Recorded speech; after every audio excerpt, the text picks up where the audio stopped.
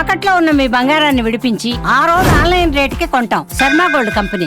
మనోజ్ తగ్గడం లేదు, విష్ణు ఆగడం లేదు. మోహన్ బాబు నా తీర్పే ఫైనల్ అని అంటున్నారు. సినిమా డైలాగులతో పవర్ఫుల్ పంచులతో వివాదాల కుటుంబ కథా చిత్రంగా సాగిపోతుంది మంచువారి ఫ్యామిలీ వివాదం. ఇలా రోజుకో మలుపు పూటకో ట్విస్ట్ లా వీరి కుటుంబ గొడవ సాగింది.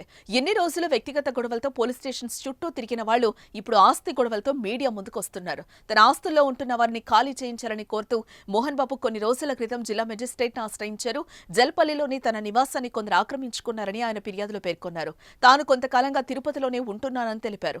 అనంతరం ఆ నివాసంలో ఉంటున్న మనోజ్ కు కలెక్టర్ నోటీసులు పంపించారు. ఈ క్రమంలోనే వివరణ ఇచ్చేందుకు మనోజ్ తాజాగా రంగారెడ్డి జిల్లా అదనపు కలెక్టర్ ను కలిశారు. అనంతరం మీడియాతో మాట్లాడుతూ పలు కీలక వ్యాఖ్యలు చేశారు.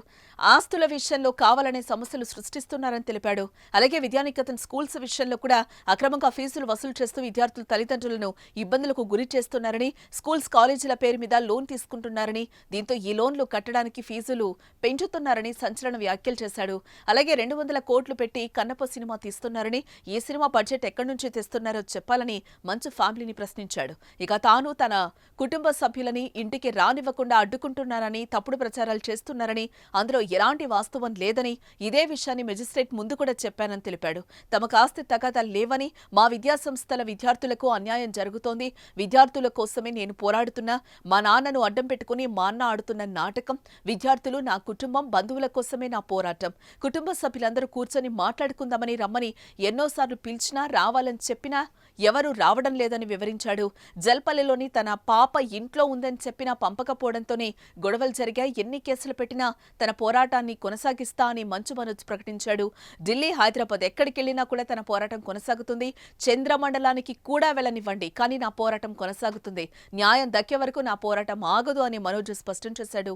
అయితే నిన్న మొన్నటి వరకు చల్లారిందనుకున్న మంచువారి వివాదం మళ్లీ బగ్గుమంది. మరి ఈ గొడవలకు ఎప్పుడు ఫుల్ స్టాప్ పడుతుందో చూడ. ఒక స్థానంలో పనిచేసుకుంటూ ఒక మీడియా సంస్థని చూసుకునే అతను పిల్లలు ఎడ్యుకేషన్ ఎలా చూసుకోగలుగుతాడు, పిల్లల సమస్య ఎలా తెలుస్తుంది.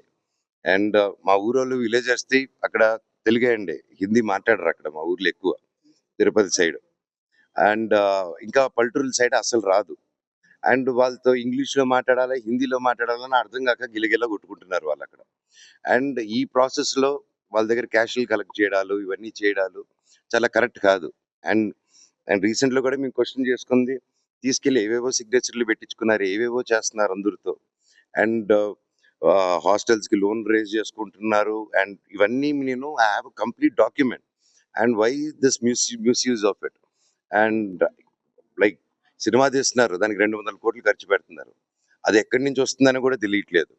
So these are all my questions. And ఇది ఎలాగా అనేది మీరు చెప్తే ఒకరిని నిలబెట్టేదానికి ఇంతమంది స్టూడెంట్స్ని, ఇంతమంది లోకల్ విలేజర్స్ని వాళ్ళ కష్టాన్ని మీద కొడతాం అనుకుంటే మాత్రం ఇది చాలా కరెక్ట్ కాదు. పోరాటం ఎవరి మీద కాదండి, జస్టిస్ కోసం నా పోరాటం.